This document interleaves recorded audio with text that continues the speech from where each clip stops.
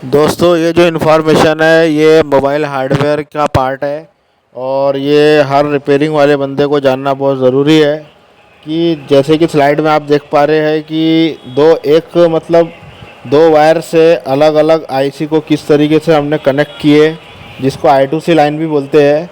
और I2C के जैसे ही हमारा SPI प्रोटोकॉल होता है, तो मोबाइल के हार्डवेयर में ये आता है ये पार्ट। तो इसके अंदर में कैसा है कि दो वायर से हम बहुत सारी आईसी को कनेक्ट कर सकते हैं। किसके थ्रू? डाटा के थ्रू और क्लॉक के थ्रू। डाटा को डिजिटलाइज हम देख भी सकते हैं, ट्रांसफ़र भी कर सकते हैं, रिसीव भी कर सकते हैं, इन्फॉर्मेशन ले सकते हैं, दे सकते हैं।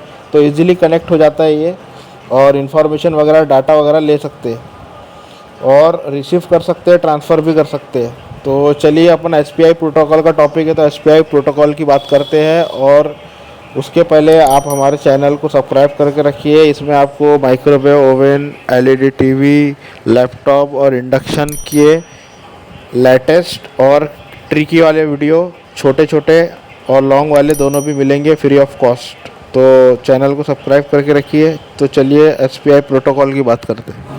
तो दोस्तों ये जो एसपीआई प्रोटोकॉल है ये I2C लाइन की जैसे ही काम करता है। जैसे कि दो वायर से हम अलग अलग आईसी को एक साथ काम करवा सक रहे थे, इन्फॉर्मेशन ले सक रहे थे। लेकिन उसी की तरह ये भी है एसपीआई प्रोटोकॉल जो मोबाइल के अंदर काम कैसा करता है वो बताता हूँ मैं आपको। जो मास्टर है, मास्टर, इसके अंदर में आपको 4 पॉइंट देखने को मिलेंगे जो कि बहुत ही इम्पोर्टेंट है। जो मैं आपको अगर फुल डिटेल में समझाऊँ तो इसके अंदर MOSI और MISO और सीरियल क्लॉक, इस तरीके से ये देखिए यहाँ पे SPI मतलब सीरियल पेरिफेरल इंटरफेस। SPI मतलब सीरियल पेरिफेरल इंटरफेस। इसके अंदर आपको 4 पॉइंट देखने को मिलेंगे और वो 4 पॉइंट ये है। MOSI यानी कि मास्टर आउटपुट सेल इनपुट, और दूसरे वाला कनेक्टिंग पॉइंट बात करें तो MISO यानी मास्टर इनपुट स्लेव आउटपुट, और SCL की बात करें यानी सीरियल क्लॉक के लिए है, और SS यानी स्लेव सिलेक्ट। तो इस तरीके से ये SPI पेरिफेरल इंटरफेस के 4 इंपॉर्टेंट कनेक्टिविटी पॉइंट होते हैं। तो अब इसके टाइप की बात करते हैं। तो इसके अंदर में आपको दो तरह के आपको प्रोटोकॉल मिलेंगे, एक इंडिपेंडेंट सिलो कॉन्फ़िगरेशन और दूसरा डेजी चेन कॉन्फ़िगरेशन। तो चलिए विस्तार से जानते हैं पहले। तो देखिए, इसको समझने के लिए आसान तरीका ये है कि जैसे हमने अभी देखे थे I2C के अंदर में क्या होता था कि पावर आईसी के अंदर में 2 कनेक्शन निकलते थे जो कि सारे आईसीओ को लाइन से डाटा लेना देना चलता था उसके अंदर, लेकिन उसमें 2 वाला काम होता था। लेकिन SPI में क्या है कि इसके अंदर 4 पॉइंट है, जैसे कि MOSI मोसी और MISO मीसो। इसके अंदर क्या होता था, मास्टर यानी कि हमारा हो गया CPU, तो ये MOSI यानी क्या हो गया, मास्टर आउटपुट, जो कि स्लेव के अंदर में जा रहा है।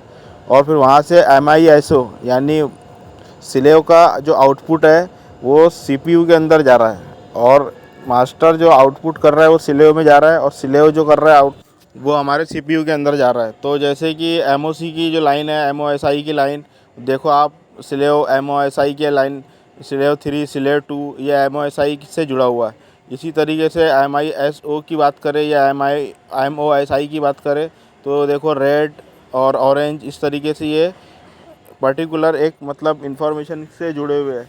अगर उसकी बात करें, अगर इसके पहले जो I2C लाइन थी उसके अंदर में क्या होता था, डाटा क्लॉक के माध्यम से सिर्फ 2 वायर से अलग अलग आईसी को कनेक्ट किया जा रहा था। लेकिन यहाँ पे कैसा है, पर्टिकुलर जिससे हमको मास्टर को सिग्नल लेना है उसके लिए अलग अलग लाइनें खींची हुई है यहाँ पे, और सबका क्लॉक सेम ही दिया हुआ है, क्योंकि क्लॉक का जो काम है वो CPU का काम है, क्योंकि क्लॉक जो जनरेट करवाता है CPU ही करवाता है।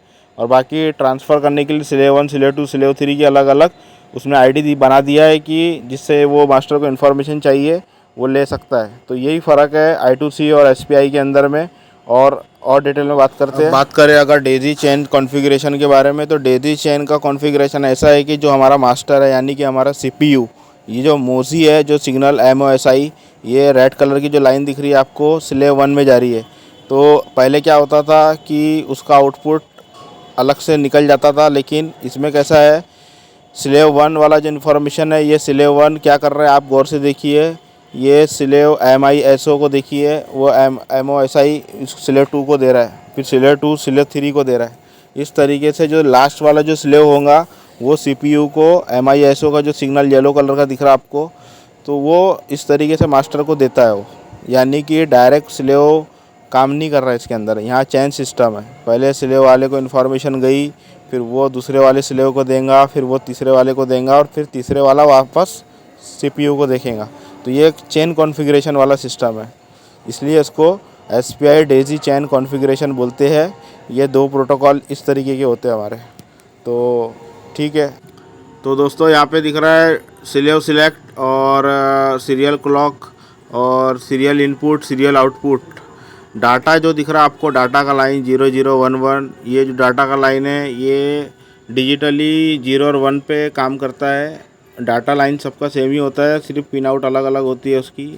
और सीरियल क्लॉक 0 1 2 3 4 5 6 7 ये आपको कांस्टेंट सीक्वेंस में मिलेगा।